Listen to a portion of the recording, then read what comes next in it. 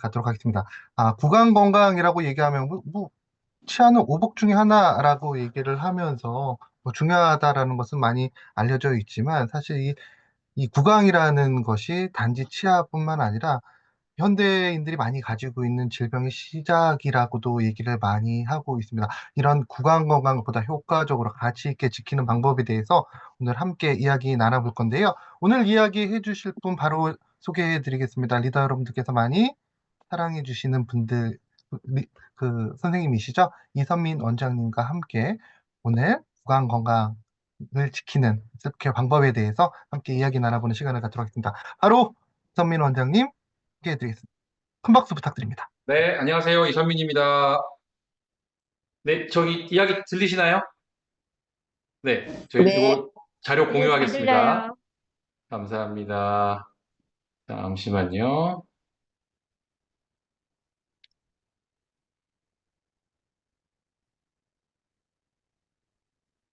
네, 시작하겠습니다. 자, 반갑습니다. 이선민입니다. 오랜만에 뵙겠습니다. 오늘은 우리 서민기 팀장님 설명해 주신 것처럼 구강 건강에 대한 이야기를 할 텐데요. 안경 벗고 야겠다. 자, 아마 그런 생각들을 하실 거예요. 저 사람 가정의학과 의사인데 왜 치과 선생님도 아닌데 구강에 대한 이야기를 할까? 이런 생각들을 하실 거라고 생각해요. 지금 팀장님께서 잠시 힌트를 주셨는데, 구강 건강은 사실은 구강 안에서, 입 안에서 끝나지 않습니다. 이것이 우리 몸에 전신에 영향을 주기 때문에 제가 설명을 드릴 수 있는 분야가 되는 것이고요. 강의 시작하기 전에 좀 집중하시라는 의미에서 정보를 하나 드린다면, 오늘부터 소위 말하는 구강 건강을 관리하는 방법을 얻게 되시면, 담배를 끊은 것만큼의 건강 개선 효과를 누리실 수 있습니다. 물론 우리 리더님들은 담배 안 피우시는 분들이 대부분이시겠지만, 그만큼 드라마틱한 건강에 변화가 올 수 있다는 것이죠. 그런 의미에서, 오늘 구강 건강, 그 뭐 의미가 있을까라고 생각하시는 리더님도 계실 수도 있다고 보는데, 절대 그렇지 않다는 거 생각하시면서 강의를 들어주시면 감사하겠습니다. 자, 그럼 시작을 해보겠습니다. 저는 이런 사람인데 별로 중요하진 않습니다. 자, 구강의 구조도 잠깐 볼 거고요. 그 다음에 오늘의 사실 핵심 키워드는 치주염입니다. 이 치주염 얘기를 조금 깊게 해볼 거고요. 그 다음에 어떻게 하면 우리가 구강 건강 관리를 잘 할 수 있는지까지 해서 마무리를 해보도록 하겠습니다. 자, 구강의 구조인데요. 오늘 제가 제가 치과 의사는 아니기 때문에 이 설명을 다 드리려고 하는 것은 아닙니다. 다만, 우리가 얼핏 생각하기에 구강하면은 치아 생각만 하시고 혀 정도로 생각하실 거예요. 그래서 우리 음식을 씹는 기관이지 정도, 또는 사실 치아 건강과 구강 건강 생각하시면 이 심미적인 거, 예쁘게 보이는 거에 생각을 더 많이 하시지, 저게 내 건강과 무슨 연관이 있겠어? 튼튼하면 되는 거 아니야? 여기서 멈추시는 분들이 많고, 우리 건강에 대해서는 거의 준 전문가이신 리더님들조차도 그렇게 생각하시는 분들이 전 있을 거라고 생각이 듭니다. 근데 이 구강은 사실 이 석회질로 된 치아에 머무는 게 아니고요. 치아는 아주 기초적인 조직에 불과하고, 여기 보시면 아시겠지만 다양한 연구계, 경구계, 여기 가지 여러 가지 침샘들도 있고요. 그리고 이 안에는 굉장히 다양한 혈관과 신경들로 이루어지는 것이 바로 이 구강입니다. 치아를 조금 보면은요, 치아도 이렇게 모양들은 굉장히 익숙하시죠? 익숙하실 거고, 모양에서 보시면 아시겠지만, 치아들마다 생긴 모양을 가지고 치아의 역할이 달라집니다. 이렇게 쪼개는 역할도 하고, 이렇게 짓이기는 역할을 하기도 하고, 이 치아 하나하나가 가지고 있는 기능들이 있죠. 그거보다 더 중요한 것은 뭐냐면, 이 오른쪽에 이 치아의 구조를 보시면, 우리가 생각하는 건 이 윗부분만 생각을 하죠. 하얗게 된 에나멜층으로 덮여져 있는 이 석회질만 생각을 하시는데, 그 안쪽으로 보시면 굉장히 복잡한 구조가 있고요. 제일 중요한 것은 일로 이렇게 올라오는 신경과 혈관들이 존재한다는 것이죠. 그래서 치아는 결코 딱딱한 구조물이 아니라 굉장히 유기적으로 이루어져 있다는 것. 그리고 제가 이따 설명드릴 이 치은염과 치주염이 생기는 이 구조가 굉장히 중요합니다. 자, 치아 역할은 다들 아시는 것처럼 씹는 역할을 하는 게 있고요. 그 다음에 우리 발음에도 역할을 합니다. 그래서 우리가 이빨이 빠지거나 하면 발음이 샌다라고 이야기들도 하시죠. 그 다음에 다들 관심 가지신 이빨의 모양, 뭐 치열, 색깔 이런 거 갖고 심미적인 우리가 처음에 막 웃었을 때 치아가 먼저 보이잖아요. 그래서 심미적인 역할도 하게 됩니다. 근데 이러한 치아가 탈락되거나 건강하지 않았을 경우에 여러 가지 문제가 생기는데요. 첫 번째 생각해야 되는 거는 우리가 이 치아라는 거는 우리 소화기계, 소화기관의 첫 시작입니다. 그러니까 치아도 우리가 소화기계를 저희들이 보통 학교에서 배울 때 소화기관으로 배워요. 소화기관에 속해져 있습니다. 그래서 음식을 씹는 역할을 처음 하는 것이 바로 이 치아인데 굉장히 중요한 두 가지 에펙트가 있는데요. 첫째는 이 치아가 교합이 안 좋거나 탈락되어 있거나 튼튼하지 못하면 첫 번째 겪게 되는 문제가 바로 이 영양소의 불균형입니다. 아이, 뭐, 치아가 조금 뭐, 부실하다고 해서 뭐, 그렇게 영향이 있겠어? 생각하시겠지만, 지금은 우리가 임플란트라는 좋은 시술도 들어오고 접근성이 좋아졌기 때문에 그렇지만, 과거에 저희 부모님 세대들을 보시면요, 틀니를 하시게 되는 시점부터 영양소가 급격히 떨어집니다. 그러니까 그만큼 우리가 똑같은 마늘 하나를 씹어도 꼭꼭 잘 씹어서 즙까지 씹는 사람과 적당히 이렇게 얼기설기 씹어서 넘기시는 분하고는 실제로 우리가 위에 들어왔을 때 소화하는 능력이 달라지게 됩니다. 그래서 이 영양소의 부족이 시작되는 것도 바로 이 치아와의 연관성이 있고요. 여기에 하나 더 나아가서는 우리가 많이 들어보셨겠지만 이 치아가 딱딱딱딱 부딪힘으로 인해서 이 뇌에 자극이 가게 됩니다. 그래서 보통 우리가 그 병원에 뭐 여러 가지 사유로 만성적으로 오래 누워 계신 분들을 보게 되는데요. 이런 경우에 드시는 게 어려워지니까 우리 이제 정맥 영양을 통해서 이 수액을 통해서 영양가를 공급받는 분들도 있거든요. 그런 일이 길어지게 되면은 굉장히 머리가 둔해집니다. 이 치아의 교합, 치아가 딱딱거리는 이 저작 기능은 뇌에 굉장한 신호를 주기 때문에 그래서 가능하면 의료인들이 뭐라고 얘기하냐면 드실 수 있으면 드시는 게 좋습니다라고 얘기하는 이유가 바로 거기에서 기인을 하는 것입니다. 자, 두 번째는 여러 가지 만약에 치아가 탈락되게 되면 발음이 세게 되고 아까 설명드렸지만 좀 불편한 일도 생기게 될 것이고 거기에 더해서 심미적으로 치아가 하나 빠져 있으면 사실 우리 굉장히 곤란하죠. 근데 이 치아가 빠지게 되면요 그쪽과 관련된 관절과 근육 또한 굉장히 약해지게 되고요 결국에는 얼굴에 이 비대칭이나 주름도 만들 수 있는 계기가 되기도 합니다. 이 치아 탈락의 가장 큰 원인이 바로 이 치주염이라는 것이고요. 여기 이 그림이 잘 설명을 하고 있는데요. 이 건강한 치아와 달리 치은염, 진지바이티스라고 하는데 이 치은염이 생기게 되면 이렇게 여기 염증이 생기거나 창백해지는 일이 생기죠. 근데 만약에 이 단계에서는 사실 우리가 건강하게 우리가 셀프로도 얼마든지 관리를 할 수 있는 상태인데 이게 더 심해져 갖고 방치돼서 치주염이 뿌리까지 염증이 내려가게 되면 사실은 굉장히 곤란한 상태를 겪게 됩니다. 자, 요거는 아주 가벼운 치은염 상태인데요. 잘 모르실 수도 있어요. 벌써 여기가 하얗죠, 이렇게. 염증이 생겨 있는 단계가 되는 것이고요. 여기에서 더 나가면 이렇게 뭐, 치주염만 있고 치은염이 없는 경우는 없고요. 이 정도로 심한 치은염이면 이 아래쪽 치주염도 진행이 됐다고 보는 것이 맞고요. 뭘 보면 알 수 있냐면 여기 보시면 이렇게 치태같이 껴 있으면서 이렇게 잇몸이 헤어 들어갔죠. 이 치주염이 시작되고 있는 상태다 이렇게 보시면 될 것 같습니다. 사실 이렇게 치아를 연세가 어느 정도 드시게 되면 염증도 심해지게 되는데 이렇게 거울에 가서 치아 이렇게 보게 되면은 치아 중에 한두 개쯤 이렇게 되신 분들은 꽤 많이 있으실 거라고 생각이 듭니다. 자, 이러다가 우리가 임플란트라는 것이 1990년대 초반에 들어오게 되죠. 굉장히 이거는 우리 건강과 관련해서는 역사적인 순간이라고 볼 수 있는데요. 제가 20살 때 20대 초반에 임플란트라는 게 처음 들어왔던 걸로 기억을 하고요. 제가 그때 이제 어느 치과에 잘 아시는 치과 선생님이 요거 하시는 분이 계셨는데 그 당시 기억에 임플란트 요거 한 개 하는데 비용이 한 500만 원 정도 들었던 걸로 기억을 하는데 지금 비용으로 따진다면 거의 한 2천만 원 비용이 넘겠죠. 자동차 한 대 값 정도의 비용이었던 걸로 기억을 하고 있습니다. 이게 임플란트가 중요한 거는 이 임플란트라는 시술이 들어오면서 우리가 주변의 어르신들, 특히 80대가 넘어가신 어르신들, 그전에는 이렇게 이게 이 쭈글쭈글쭈글 주름이 지면서 이렇게 소위 말하는 굉장히 송구한 얘기인데 합주기처럼 보였던 그런 어르신들이 계셨는데 최근에 별로 없죠. 그리고 주름도 많이 줄었고요. 여기에 더해서 저작 기능이 좋아지면서 어르신들이 조금 더 장수할 수 있는 계기가 마련되어졌다. 여기에 물론 이제 우리가 먹고 있는 영양제들이 굉장히 아주 시너지를 냈죠. 그런 기억들이 있습니다. 자, 근데 문제는 이 임플란트 하나만 가지고 모든 것이 해결될 것인가? 이거 다시 한번 굉장히 진지하게 생각을 해봐야 되는데요. 그래서 이런 이야기들을 잠시 드렸고, 이제 두 번째로 들어가서는 치주염에 대한 이야기를 좀 해보려고 합니다. 이 치주염이라는 거, 사실 리더님들 한 번쯤은 들어보셨을 거예요. 아, 치주염? 그래, 들어봤어. 풍치라고 하면 더 잘하시죠. 풍치. 이가 시리고 흔들리고 한 거, 풍치. 이 치주염이라는 거 들어보셨을 텐데, 야, 놀라운 거는 뭐냐면, 여기 보시면, 40세 이상 인구의 80%가 치주염의 일부를 알았거나 알 수 있다고 되어 있습니다. 자, 80% 이상이라는 게 뭘 의미할까요? 거의 대부분이라는 얘기죠.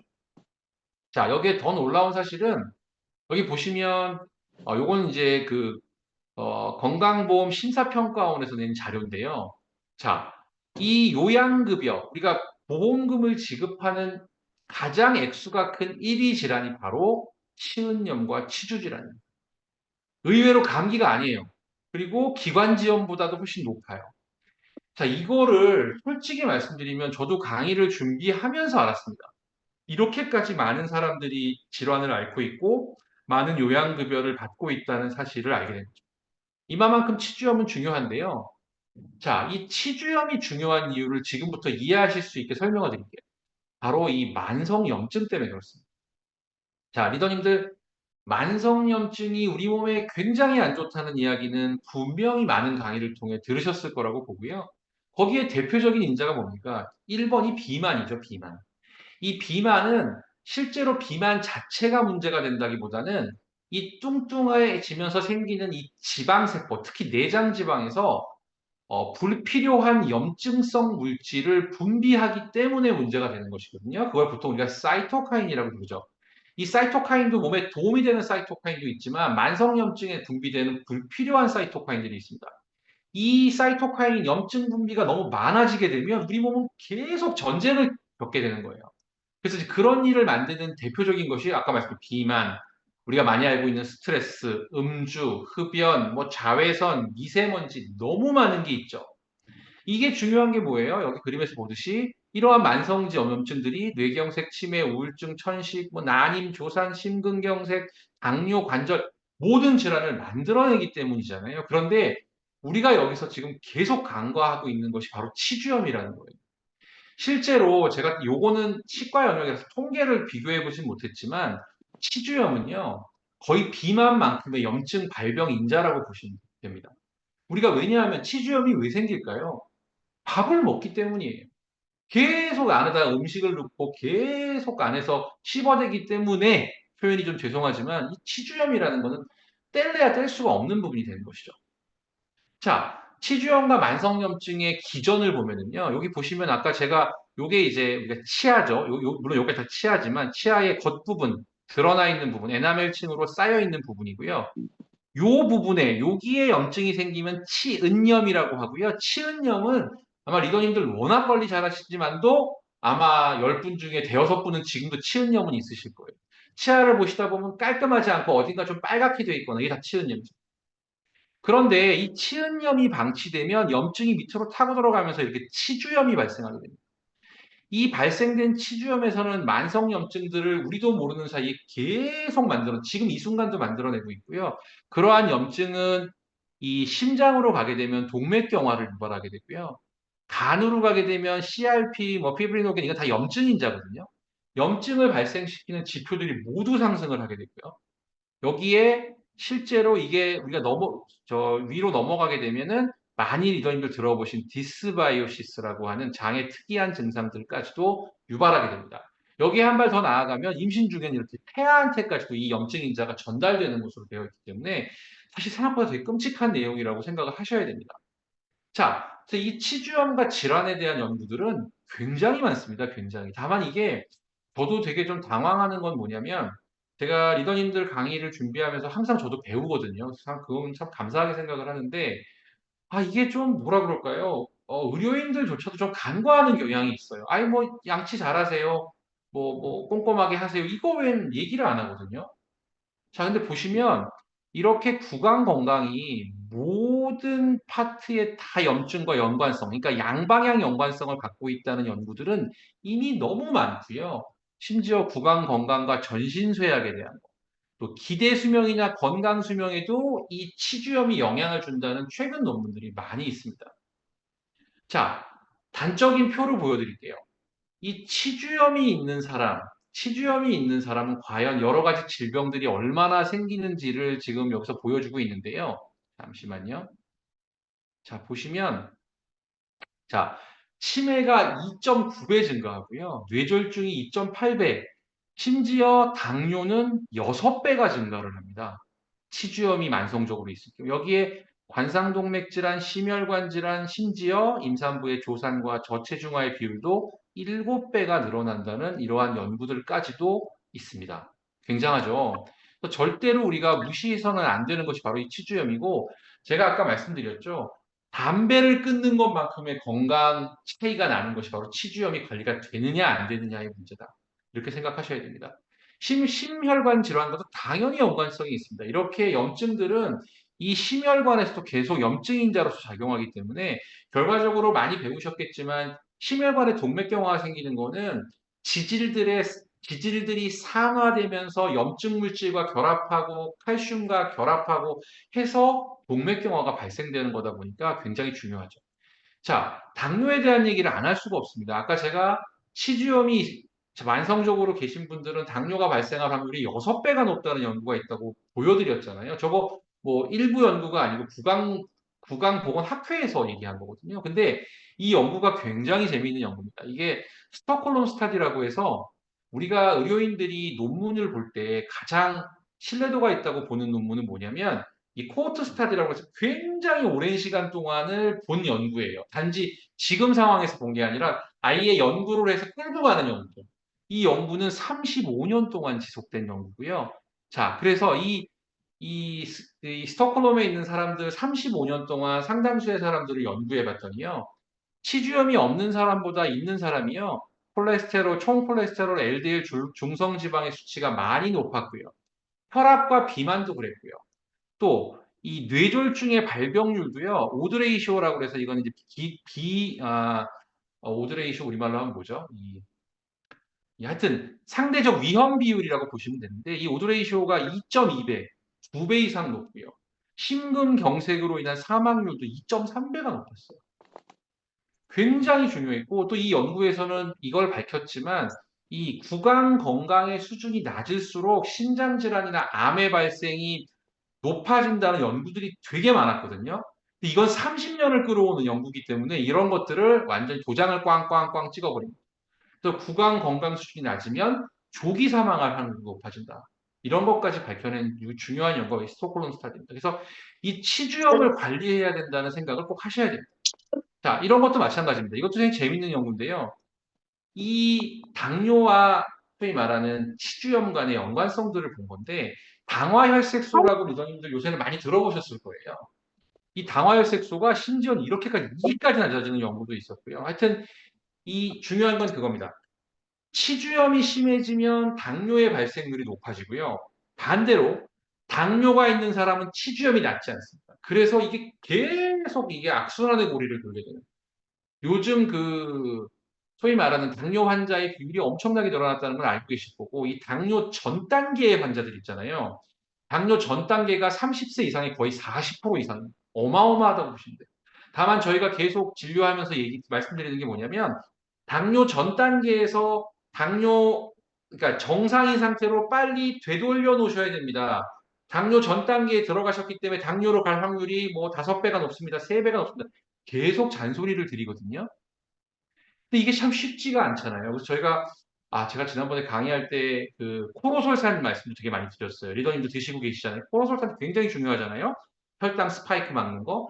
그런 얘기하면서도 계속 당뇨의 중요성을 설명드렸는데 꼭 명심하실 거는 이 치주염 관리만 하셔도 당뇨로 전환될 확률이 굉장히 내려갈 거라고 제가 데이터는 지금 제시를 못했지만 저는 확신하기 때문에 오늘 더 잘 들어주셔야 된다라고 생각을 합니다.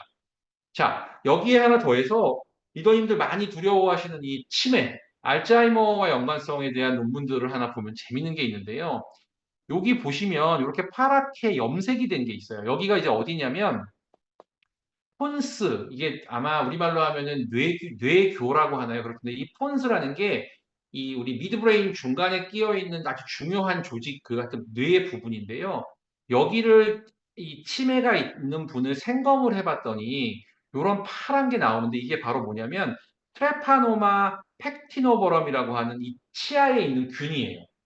그러니까 이 치아에 있는 치주염과 관련된 균들이 여기서 머무는 것이 아니라 혈관을 타고 간다는 얘기예요.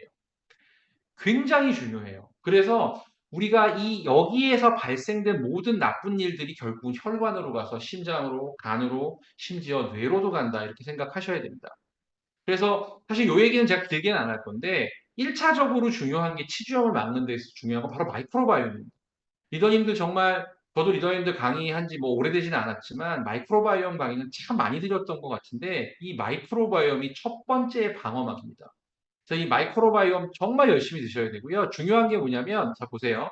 우리가 마이크로바이옴 얘기를 하면 항상 장 관련된 얘기부터 시작을 하는데요. 당연히 중요합니다. 근데 여기 보시면 구강 관련된 연구들도 이렇게 많습니다. 그러니까 마이크로바이옴은 주로 장과 구강에 있다고 보시면 돼요. 여기에 가장 많은 것들이 있고 사실 종류로 따지면 구강에 더 많을 겁니다. 다만 문제가 뭐냐면 그래서 여기 보시면 구강의 미생물 중에 700개가 벌써 발견됐죠. 다만 우리 구강의 마이크로바이옴은 관리하기가 쉽진 않습니다. 왜냐하면 우리가 항상 뭐를 먹잖아요. 그 다음에 또 뭐 술도 드시기도 하고요. 그 다음에 잘 때는 이걸 다물고 있기도 하고요. 굉장히 환경이 변화무쌍하기 때문에 사실은 좋은 유산균을 입안에 뿌려주기가 참 쉽진 않습니다. 그렇기 때문에 우리가 장 관리를 잘 하면서 구강은 나쁜 균들을 없애는 쪽에 포커스를 맞추는 게 또 효율적인 건 사실입니다. 그러나 저는 이제 뭐 제가 전문가라고 할 수 있을지 모르겠지만 전문가로서 설명을 하나 드리고 싶은 거는 프로바이오틱스 드실 때 뭐 매일 보통 한두 개씩 드시게 되잖아요. 근데 가끔씩은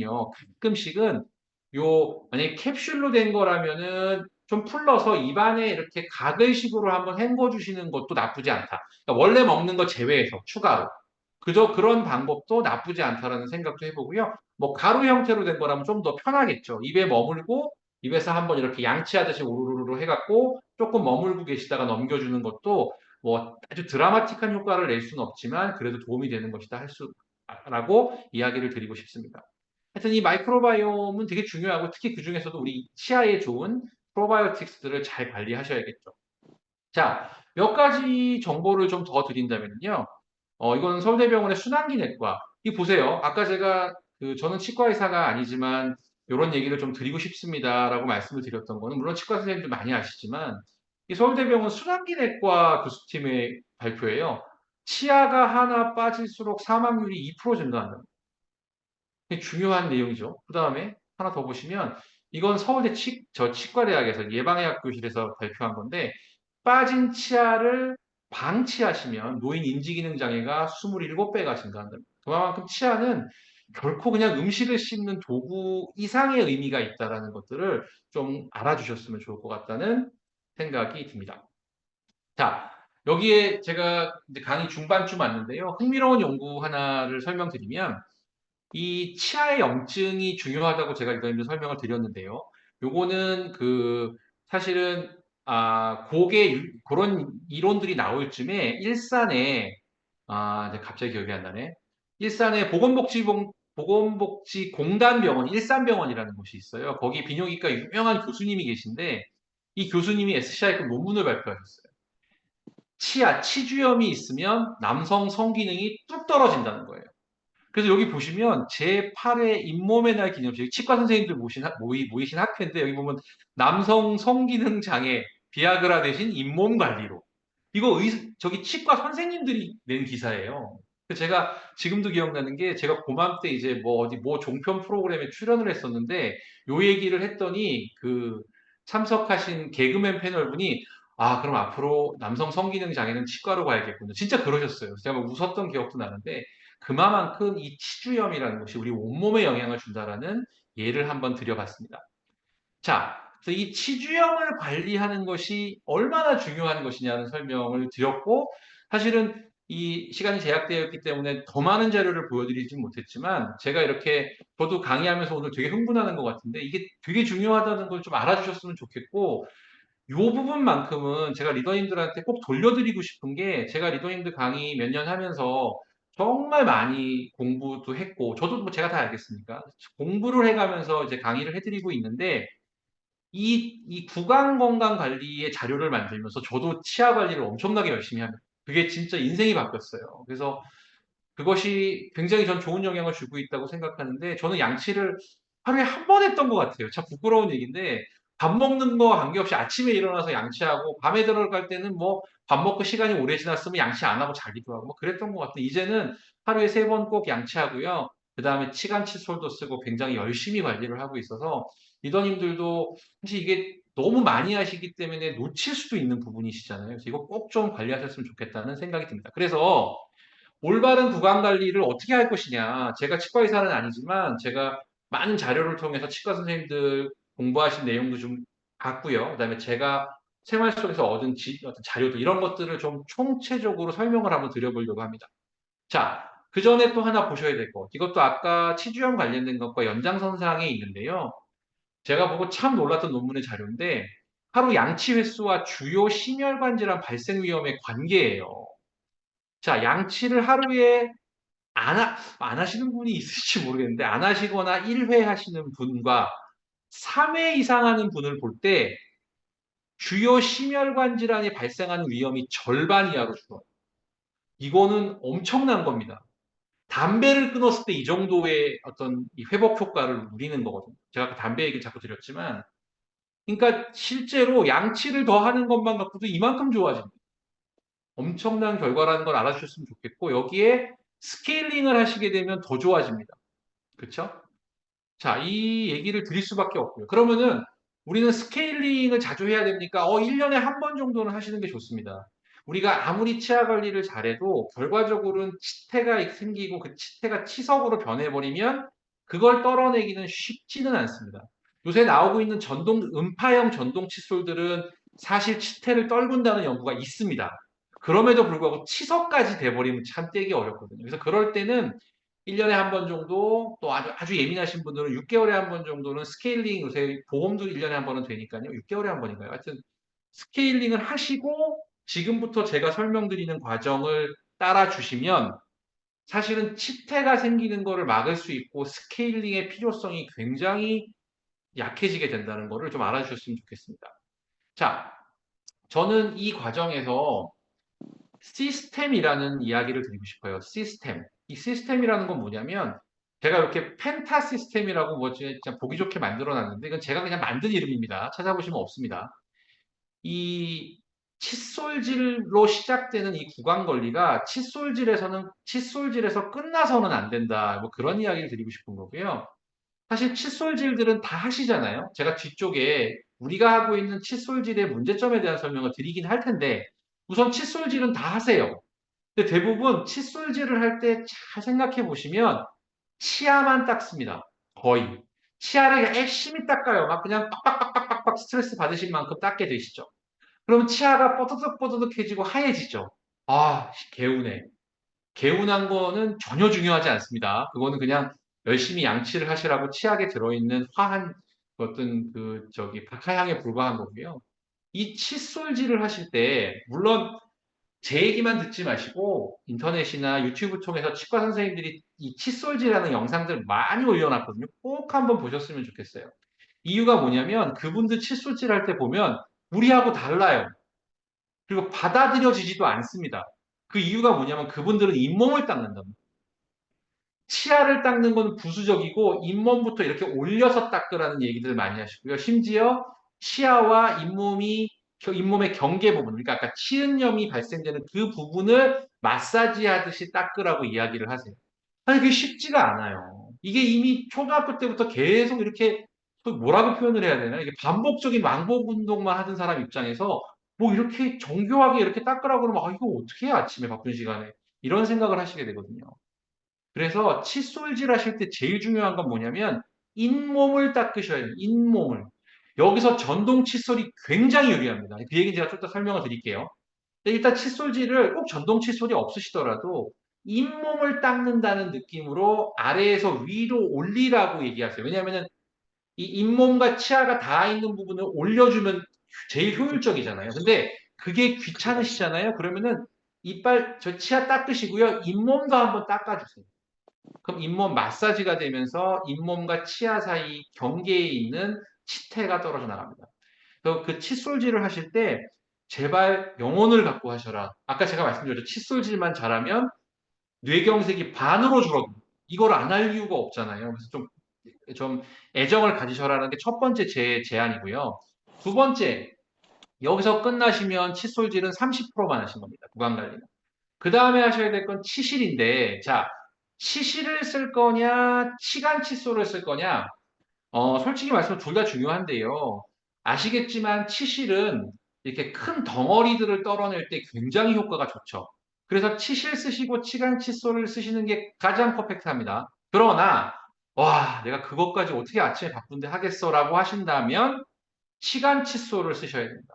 제가 그 강의 들어오기 전에 리더님들 그 비즈니스 제품들을 봤는데 제가 잘 모르지만 다행히 치실도 있고 치간 칫솔 다 있더라고요. 저는 원래 그 이 리더님들 회사가 치약이랑 칫솔로 뭐 세계 넘버원인 건 알고 있었는데 치간 칫솔도 가지고 계시더라고요. 그래서 깜짝 놀랐고 치간 칫솔을 쓰셔야만 되는데 보세요. 치실을 쓰시게 되면 치아와 치아 사이를 털어낼 때 여기가 똑바르지가 않습니다. 여기 미세한 굴곡이 있고요. 이렇게 내려가 있기 때문에 치실만 갖고 딱 닦아내기는 쉽진 않습니다. 그래서 치간 칫솔로 반드시 이 치실 사이에 집어넣으셔서 닦아주셔야 되는데 이런 얘기를 자꾸 하세요. 치간 칫솔 쓰면 잇몸 사이가 벌어질 수 있지 않냐라는 질문을 하시는데 너무 자주 세게 하시면 일시적으로 벌어집니다. 그런데 그 벌어진 틈을 열심히 닦아서 거기 염증이 싹 사라지면 거기에 잇몸이 바로 차오릅니다. 아주 단기간에.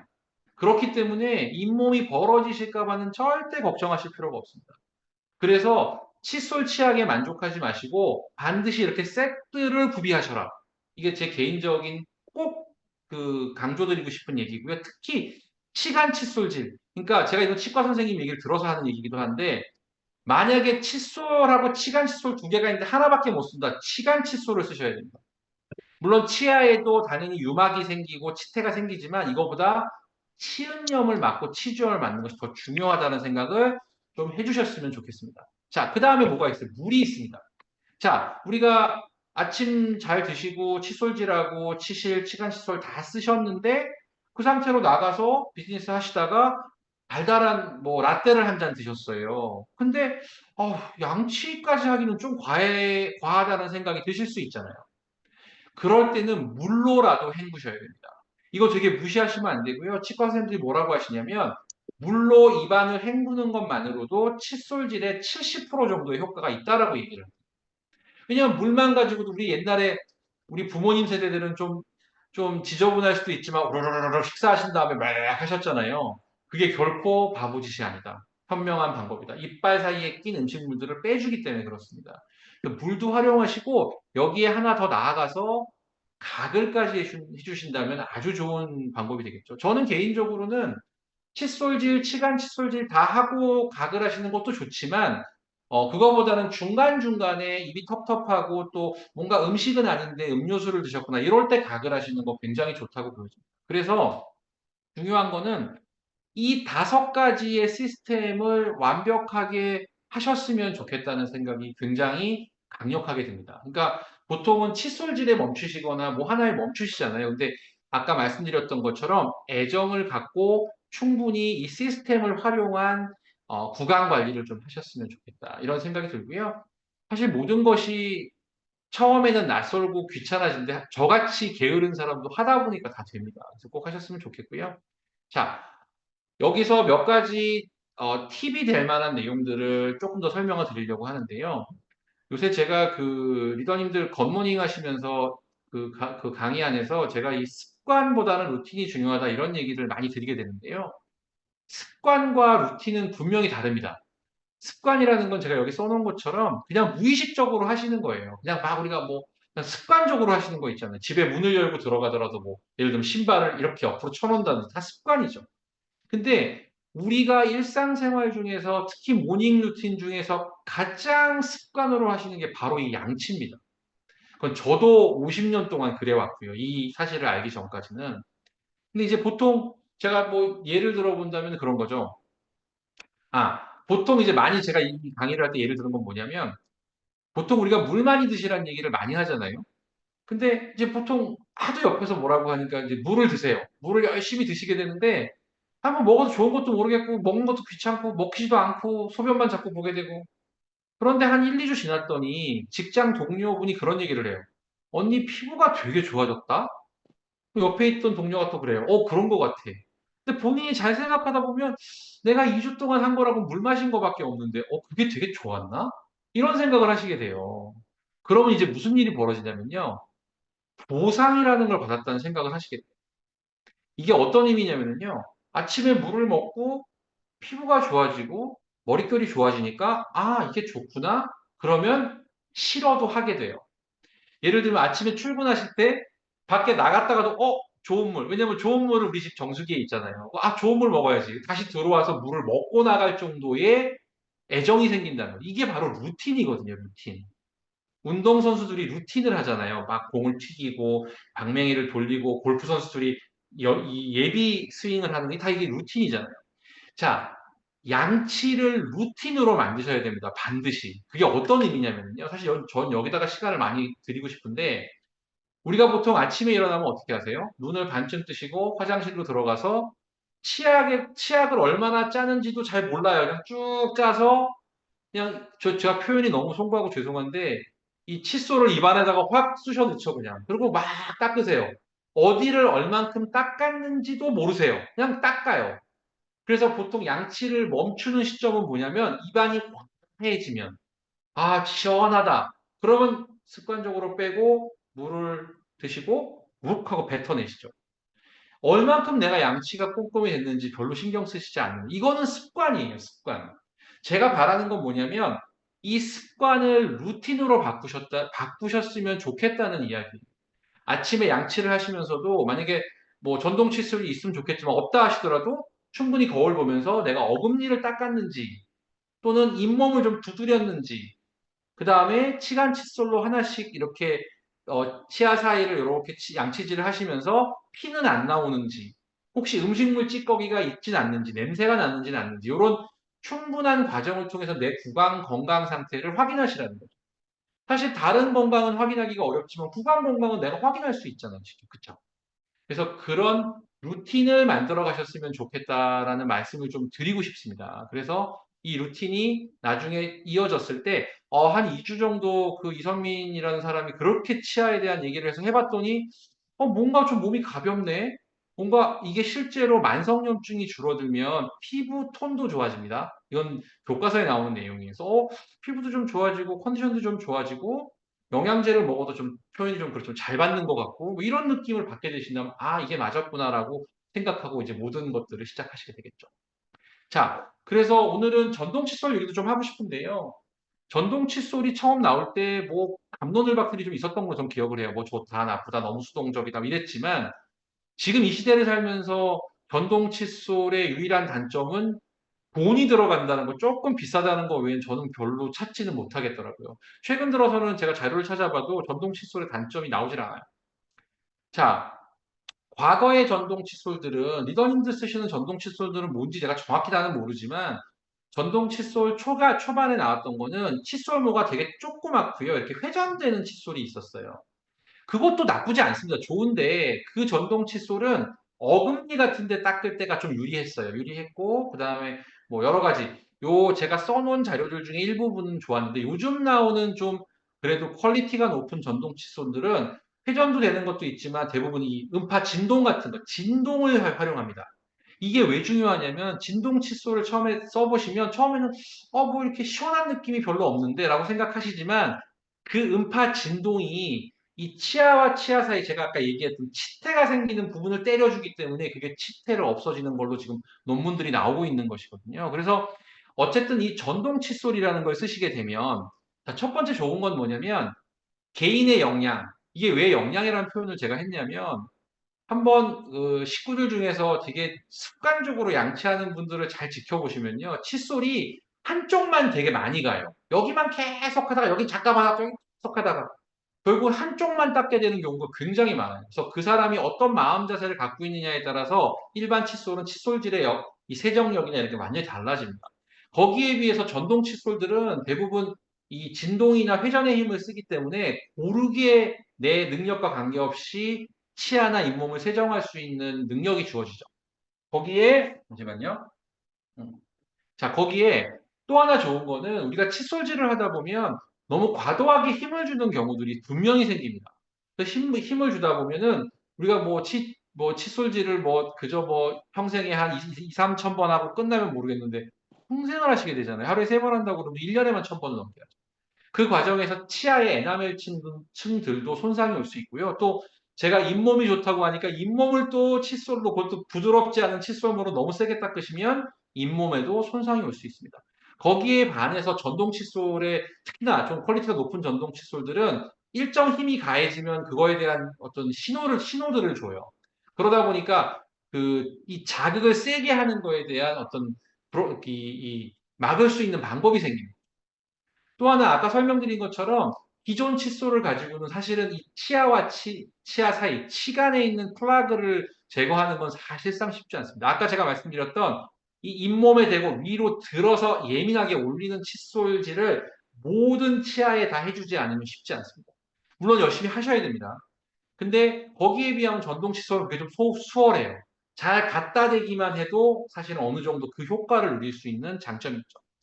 여기에 대부분의 전동 칫솔들은 타이머 세팅들을 갖고 있기 때문에 이게 저희가 칫솔질하면서 치과 선생님들이 뭐 2분을 하세요, 3분을 하세요 이런 얘기를 하는데 사실 시간 재면서 하시는 분들이 별로 없죠. 근데 반면에 이런 단순한 기능 같지만 전동 칫솔들에는 이 시간을 컨트롤할 수 있는 기능들을 갖고 있는 제품, 안 그런 제품도 물론 있습니다. 있기 때문에 굉장히 유리하죠. 정말 편안한 어떤 솔루션이 되는 거죠. 여기에 마지막으로 아까 설명드렸던 잇몸을 좀 닦아 양치질을 하세요라고 설명드리면 굉장히 좀 생경해 하세요. 왜냐면 잇몸에 대고 이거 문질러 보면 아주 뭔가 아픈 것 같기도 하고 불편한 것 같기도 하고 좀 맨살인 것 같기도 하고 하시잖아요. 근데 이 진동형 전동 칫솔들을 쓰시게 되면은 잇몸에 갖다 대주시는 것 정도만 갖고도 굉장히 효과가 있어요. 그래서 제가 뭐 다양한 것들을 설명을 드렸지만, 요렇게 굉장히 그 전동 칫솔을 씀으로 인해서 얻을 수 있는 굉장히 다양한 효과들이 있다. 이렇게 설명을 드릴 수 있을 것 같습니다. 여기에 팁을 마지막으로 한 2가지 정도 더 드린다면, 첫 번째로는 이 혀 닦는, 혀 양치라고도 부르시더라고요. 혀 양치를 하시는 부분입니다. 이게 왜 중요하냐면요. 제가 치과 선생님이 강의하시는 어떤 강의를 잠깐 들었는데 이런 얘기를 하시더라고요. 커피를 마시고 나서 양치를 열심히 정말 3분 동안 꼼꼼하게 한 다음에 화장실에 들어가서 요새 왜 혀 긁는 도구들 있잖아요. 그런 걸로 한번 혀를 쫙 긁어보세요라는 얘기를 하시더라고요. 그럼 어떻게 되는 줄 아세요? 커피가 쫙 나옵니다. 거기 혀에서. 그러니까 이 혀가 음식물들을 꼼꼼하게 담고 있는 거예요. 그렇기 때문에 이 혀 긁어주세요. 물론 상처가 나실 정도로 하시면 안 되지만, 그래서 이 혀 긁는 과정도 반드시 때때로 꼭 백태가 껴서 하는 게 아니라 가볍게 해주셔야 이 혀 안에 미래 사이사이에 끼어 있는 커피, 음료수, 찌꺼기들이 나오게 됩니다. 그래서 이 혀 긁는 것도 좀 해주시면 좋겠다는 생각이 들었고요. 마지막은 요 옆에 보이시는 요 얼핏 보기에 예뻐 보이는 저 칫솔 위에 저것들은 무엇일까요? 세균입니다, 세균. 제가 세균을 이 야심한 시간에 보여드리면 불쾌하실 것 같아서 예쁜 그림을 하나 따왔는데, 사실요, 칫솔에 세균이 어마무시합니다. 그렇게 생각하시면 돼요. 저 옛날도 기억나는 게 무슨 방송할 때 제일 들어온 게 핸드폰이라고 얘기도 하고요. 그다음에 핸드폰이 변기 카바보다 더 더럽다는 얘기도 하거든요. 이 칫솔이 엄청나게 세균이 많아요. 아니 당연한 것이 여기 있는 세균을 다 닦아주셨잖아요. 이게 다 거기 있잖아요.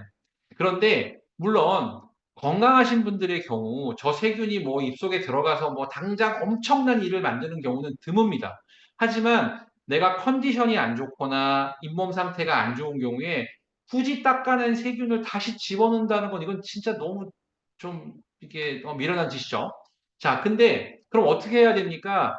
칫솔질을 하신 다음에 물기를 완전히 말리셔갖고 햇빛에 널어 놓으셔야 되는데 쉽진 않습니다. 솔직히 쉽지 않고요. 그래서 요즘은 다행히도 UV 같은 것들을 뭐 여러 가지 다양한 방법이 있죠. 열이나 UV를 활용한 사실은 이 이 살균 기계들이 있죠. 그래서 사실 이것도 우리가 구강 건강 관리를 제가 시스템이라는 이름으로 쭉 설명을 드렸잖아요. 그래서 이 시스템이라는 관점에서 볼 때는 반드시 지켜야 되는 하나의 중요한 팁이라고 설명을 드릴 수 있을 것 같습니다. 자, 제가 강의를 쭉 드렸는데요. 오늘 생각보다는 시간이 좀 빨리 끝났는데, 오늘 질문도 좀 받아볼까 하고 그런데요. 조금 우리 서머리 좀 읽어보면요. 이 구강이라는 게 굉장히 복잡한 구조로 되어 있습니다. 아까 보여드린 것처럼 이 이빨만 구강이 아니고요. 이 안에는 어마어마하게 복잡한 구조로 되어 있기 때문에 잘 가꾸어 주실 필요가 있다는 거고요. 이 치아는 씹는 것도 중요하고 씹는다는 것은 우리 영양과 관련이 있다는 거죠. 아까 제가 설명 하나 못 드리는 거는 잇몸에 좋은 영양소도 있습니다. 제일 중요한 게 뭘까요? 비타민 C. 비타민 C가 중요합니다. 왜? 비타민 C는 염증을 가라앉혀 줄 뿐더러 이 콜라겐을 합성하는 기본이잖아요. 잇몸이 튼튼하게 재생되려면 꼭 필요한 거는 비타민 C입니다. 그래서 비타민 C가 부족하면 무슨 병이 걸리나요? 요새는 별로 없지만 뇌혈병이라는 잇몸에 피가 나는 병이 생기겠죠. 비타민 C 열심히 드시는 거 되게 중요하고요. 그다음에 오메가3도 중요합니다. 염증을 없애는 여기에 코엔자임 Q10까지 드실 수 있으면 잇몸 관리에도 굉장히 도움을 받으실 수 있습니다. 하지만 그 전에 양치질이 더 먼저다. 이렇게 생각을 해주시는 게 중요합니다. 여기에 치주염이 치아 탈락의 중요한 원인이니까요. 이빨 흔들린 다음에 임플란트 한다는 너무 아니라 생각하지 마시고 관리하셔야 되고 치주염이 우리나라에서 가장 흔한 질환이 됐고요. 이 만성 치주염이 만성 염증을 만든다는 설명을 드렸고요. 또 이러한 염증이 얼마나 중요한지는 아까 제가 다 보여드렸죠. 또 우리 리더님들 마이크로바이옴 열심히 드시는데요. 가끔씩은요. 만약에 캡슐 형태거나 이 포의 형태로 되어 있는 저기 프로바이오틱스 드시고 있다면 입안에 한번 물어주시고 이렇게 물로 한번 이렇게 입안을 헹구어 주는 정도의 이 어떤 행위는 도움이 될 수도 있다라고 조심스럽게 설명을 드리고요.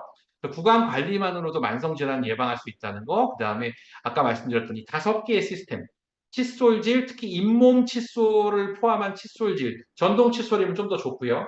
여기에 치실, 시간 칫솔, 물, 그다음에 마지막으로 가글하는 것까지를 포함해서 치아를 관리하셨으면 좋겠다라는 설명을 드리면서 오늘 강의를 마치겠습니다. 뭐 질문 있으면은 제가 10분 정도 일찍 끝냈는데 질문 있으시면 좀 주시면 제가 질문을 받아보도록 하겠습니다.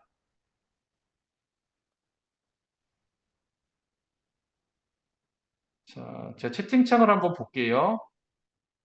어, 팀장님, 제가 10시까지 시간을 써도 되겠습니까? 아, 네, 네, 충분히 네. 써주시면 돼요. 자, 제가, 제가 채팅창에서 몇 개 좀 읽어드릴게요. 네네. 이삼철 리더님께서 질문 주셨습니다. 9시 12분에 네. 주셨는데요. 네. 이런 오해를 좀 많이 하시는 분이 계시는 것 같아요. 치석 네. 제거, 뭐, 네. 스케일링이라고도 하죠.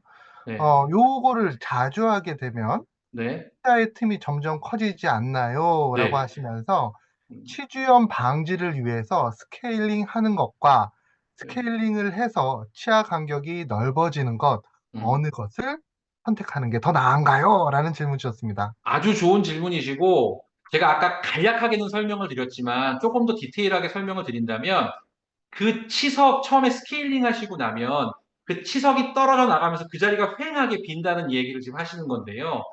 그 자리가 잇몸이 차오릅니다. 그 자리에 특히나 아까 제가 말씀드린 것처럼 적절한 칫솔, 전동 칫솔, 치간 칫솔 쓰면서 관리를 하시게 되면 그 부분이 잇몸이 차올라요. 그렇기 때문에 하시는데 만약에 그 치석을 그대로 두시잖아요. 스케일링을 안 하시고 또는 관리 안 하시고 그 자리는 영원히 잇몸이 차오르지 않습니다. 왜냐하면 치석이 누르고 있기 때문에 거기 잇몸이 차오를 수가 없어요. 이걸 딱 제거해주면 처음에는 휑한 것 같지만 그 공간이 잇몸이 차오릅니다. 그래서 아까 말씀드린 것처럼 비타민 C 열심히 드시고 오메가3 드시고 코엔자임 Q10까지 드시면서 관리하시게 되면 더 빨리 차오릅니다. 우리 몸 중에서 가장 빨리 살이 차오르는 곳이 잇몸입니다. 그래서 결과적으로는 스케일링을 해서 간격이 넓어진 것이 아니라 그 자리를 차지하고 있던 볼덩어리가 빠져나가고 거기 잇몸이 차오르는 확률이 90%입니다. 물론 10%의 뭐 어떤 너무 90세가 넘으셨거나 하면 모르겠는데 그게 아니라면 저는 하시기를 권해드립니다. 네. 이상철 리더님 답변이 되셨을 거라고 생각을 합니다. 또 아주 재밌는 질문이 있었습니다. 스토리킨 마마님께서 9시 25분에 질문을 네. 주셨는데요. 아까 앞서 원장님께서 치아 발치와 사망률 관련되어 있는 네. 내용을 설명을 해주셨는데 질문을 이렇게 해주셨습니다. 치아 교정 시 발치하는 거 괜찮냐? 음, 발치하면 사망률이 올라간다는데 이런 음. 재밌는 질문도 주셨습니다. 심각하죠. 물론 저는 네. 치과 의사는 아닙니다. 제 이야기는 그냥 유관 전문가로서 제 의견을 말씀드리는 건데 치아 발치와 사망률에 대한 정확한 연구를 제가 보진 않았지만 보지 않아도 상식적인 생각으로 저희는 어떤 생각을 하게 되냐면 치아를 발치하게 되면 발치한 그 구멍 사이로 주변에 있는 그 아까 얘기했던 나쁜 균들이 들어갈 확률이 있어요. 음. 들어갈 확률이 있어요. 그래서 요즘은 집에서 이빨 잘 뽑지 않잖아요. 뽑고 손으로 만지거나 하면 균 다 들어가거든요. 그 안으로. 왜냐하면 워낙 예민하게 돼 있기 때문에. 근데 치과에서 발치하시는 것은 저는 문제가 전혀 없다고 생각하는데 다만 굉장히 좀 흥미로운 얘기를 하나 해드리면 우리가 치아 교정을 위해서 하는 발치가 옳은 것인가에 대해서는 치과 선생님들도 갑론을박이 많습니다. 그건 어떤 의미냐면 사망률 얘기를 하는 것이 아니라요. 거기에 자리 잡고 있는 치아가 있는데 그걸 굳이 일부러 발치를 해서 나머지 치아들을 치조고를 부시면서 모으는 거거든요. 이 과정이 과연 예쁘게 보이기 위해서 바람직한가라는 거에 대해서는 치과 선생님들도 말리는 선생님들이 있어요. 그러니까 부종교합이나 반드시, 그러니까 성형도요, 정말 화상을 입거나 하신 분은 반드시 성형을 해야 되잖아요. 보험도 되고요. 그런데 예뻐지려는 성형은 개인의 기호잖아요. 그런 것처럼 교정이 꼭 필요한 아이들한테 하는 교정은 반드시 발치를 해야 되는 거지만 그냥 예쁘기 위해서 치아 심미적인 걸 위해서 발치하는 것이 과연 옳은지에 대해서는 좀 약간 논란은 있다. 하지만 치아를 발치한다고 해서 무조건 사망률이 올라간다는 건 저는 좀 이해는 안 간다라고 그 밑에 되게 중요한 질문이 하나 더 있는데요. 요새 구강 관련된 마이크로바이옴 요새 유행하는 거 저도 알고 있어요. 저도 알고 있고요. 누가 선물도 해주더라고요. 근데 이렇게 생각하시면 돼요. 구강과 관련된 마이크로바이옴에 대한 연구가 있는 것은 사실입니다. 사실이지만 우리가 지금 먹고 있는 마이크로바이옴을 먹어도 거의 유사한 효과가 있습니다. 다만 3%의 차이, 5%의 차이, 거기에 대한 논문이 있는가의 차이이기 때문에 굳이 일부러 구강 케어용을 사드실 거냐라는 거는 저는 잘 모르겠어요. 솔직히 말해서.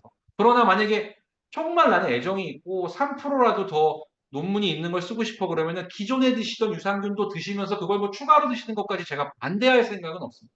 하지만 그렇게 막 애정을 갖고 그걸 더 열심히 드시는 건 저는 글쎄 잘 모르겠습니다. 음.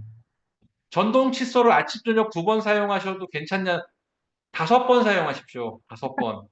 아이가 부정교합으로 교정 중인데 교정치과에서 전동 칫솔을 쓰지 말라는 글쎄요. 부정교합으로 교정 중인데 이거는 왜 그러냐면요. 교정을 할 때는 교정 장치를 달잖아요. 이게 본드로 붙이는 거 아시죠? 교정기. 이 교정기를 쓰시게 되면 만약에 전동 칫솔을 아이들이 너무 심하게 문질렀을 때 그 교정 추가 떨어질까봐라고 저는 생각해요. 그래서 교정기를 쓰실 때는 왜 교정 칫솔 얇은 거 따로 주시잖아요. 그런 의미라고 보여지지 전동 칫솔을 쓰면 안 될 근거는 저는 의학적으로 도저히 상상할 수가 없습니다. 치아가 음. 흔들리면 빨리 빼야 좋은 거냐고요? 그거는 당연히 치과를 가보셔야 돼요. 치과에 가셔서 치주가 아까 제가 말씀 치주염이 생기신 거거든요. 아이들 제외하고 아이들은 빼줘야죠. 근데 어른들은 치주염 생기면서 흔들리는 풍치가 왔을 경우에 치과 선생님이 보시고 스케일링하고 충분히 뭐죠? 저기 잇몸 치료를 해드릴게요 하서 좋아지는 분도 있고 그게 안 되는 분은 빼시는 게 맞습니다. 전에 전동 칫솔을 쓰고 임플란트가 빠진 적이 전 잘 이해는 안 가요. 전동 칫솔이 오히려 일반 칫솔보다 힘을 덜 주게 되기 때문에 저는 그 부분은 좀 이해하기가 조금은 어렵습니다. 근데 그건 아마 전동 칫솔을 쓰셔서 임플란트가 빠졌다기보다는 아마 일반 칫솔을 쓰셨어도 빠질 수 있을 거라고 보여지긴 합니다. 그래서 저는 그 부분은 정확한 상황은 모르겠지만 좀 인정하기가 어렵습니다. 치은염, 치주염 약 복용 시에도 보조적으로 먹을 수 있는 영양제로 비타민 C. 근데 그 정도 좋고요. 사실은 리더님도 드시고 있는 파이토케미칼 있잖아요. 그것도 되게 좋죠. 영양소라는 건 하나로 완벽하게 적어질 수는 없지만 그래도 굳이 치아와 관련된 영양 따지자면 전 비타민 C가 제일 중요하다고 생각합니다. 교정 치아에도 저는 사용해도 문제가 없다고 보는데 그래도 불안하시면 역시 그래도 치과 선생님하고 한번 그 의논하시는 것도 좋을 것 같습니다. 질문을 꽤 많이 주셨네요. 잠시만요.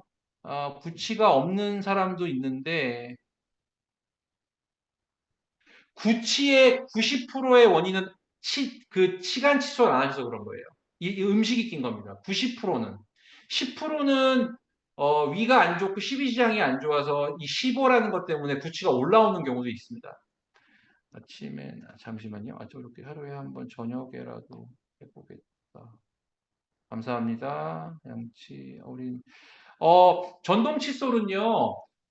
나이 같은 경우는 제가 그것까지 생각은 못 해봤는데 아주 어린 아이들 같은 경우에는 좀 지도를 해주시는 게 좋을 것 같고요. 솔직히 말씀드리면 오히려 아이들한테 전동 칫솔이 좀 더 필요할 수도 있다고 생각해요. 왜냐면 아이들은 이거 제대로 못 하거든요. 그러나 너무 어린 아이들 경우에는 그래도 이건 무겁기도 하고 기계니까요. 우리 리더님들께서 꼼꼼하게 지도해 주시면서 하면은 충분히 가능하다고 보고요.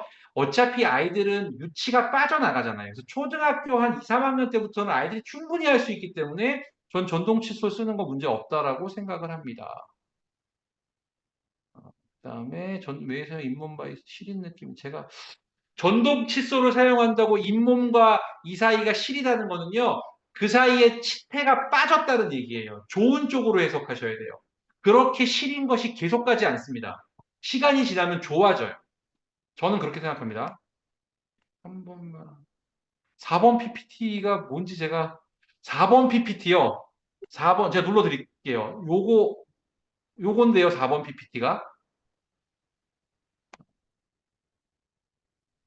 치아 전체를 임플란트인데 전동 칫솔을 못 쓰게 하는 건 제가 죄송한데 그거야말로 제가 치과 의사가 아니라서 말씀을 못 드리는 내용이 될 것 같습니다. 그건 치과 선생님께 한번 물어보시면 좋겠다는 생각이. 요게 4번 PPT인데요.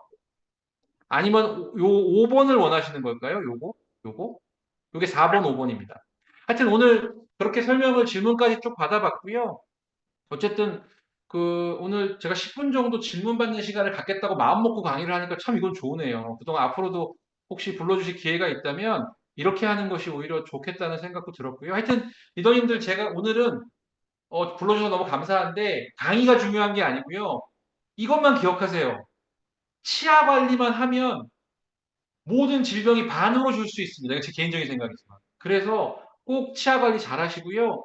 전동 칫솔 요번에 제가 뭐 강의에서 뭐 런칭하신 거 제가 저는 관심 있게 보기 때문에 다 아는데 이거 굉장히 중요한 사건입니다. 그래서 이거는 전동 칫솔은 뭐 제가 무슨 비즈니스적인 얘기 하는 게 아니고요. 꼭 사용하셨으면 좋겠다. 그것이 굉장히 편안한 여러 가지 환경을 제공할 것이다라는 생각이 개인적으로는 듭니다. 그래서 그렇게 받아들여 주시면 감사하겠습니다. 자, 오늘 강의 마치겠습니다. 감사합니다.